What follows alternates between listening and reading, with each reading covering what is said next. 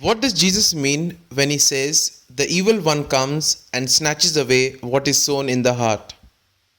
Who does Jesus refer to when he says that the cares of the world and the lure of wealth choke the word?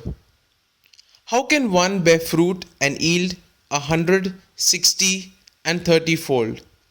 All these questions and more answered during today's episode of Daily Reflections.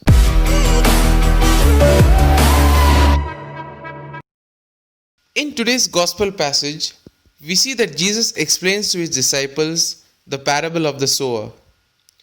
During today's reflection, let us take a look at some aspects that we can apply to our daily life. It is true that we get so used to hearing Jesus' parables that we may fail to appreciate how full of wisdom they are. As we reflect on today's Gospel, we allow ourselves to dwell on Jesus' wisdom. The parable of the sower explains how the word of God is received by different people. All of us are unique, and thus we may react to the same situation in diverse ways.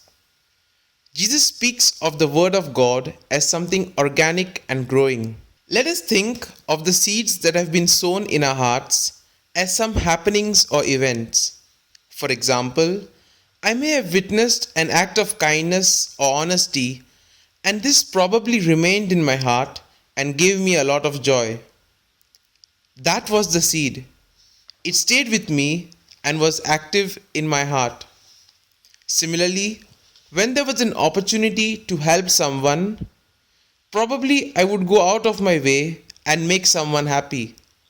Thus, my act of kindness becomes a seed in the heart of the other person, yielding good fruit over the years. That is what Jesus refers to when he says that the seed that falls on good soil bears fruit and yields 30, 60, and 100-fold.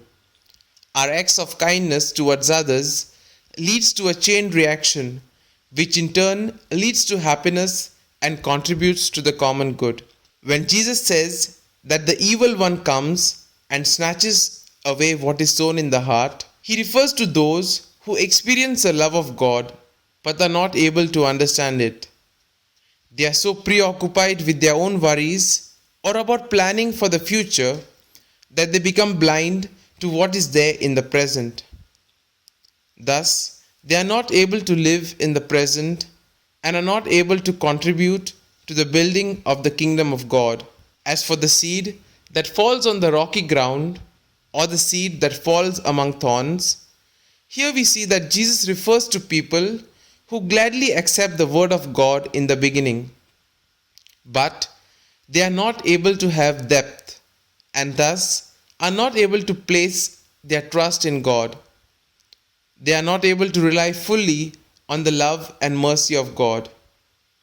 Thus we see that they may be very enthusiastic in the beginning, but when they face problems in life, they immediately lose faith. This is similar to those who lose trust and hope because they pray for something and don't get what they ask for. Such people fail to realize that God knows what is best for us, and He gives us what we need at the opportune time. Here are certain points for our personal reflection. Does listening lead to the deep understanding of the Word of God, or does it remain only as an intellectual exercise? Are you a heart that accepts, that is available, docile to attain a full understanding of the Word? Is the Word of the Kingdom sufficiently important to me as to make it a precious treasure in my life, or do distractions and concerns edge out the primary importance of God's Word? These points can be of great help to reflect on today's Gospel. And if you like our reflection, do share the good news of our Lord. Have a good day, and may God bless you all. Amen.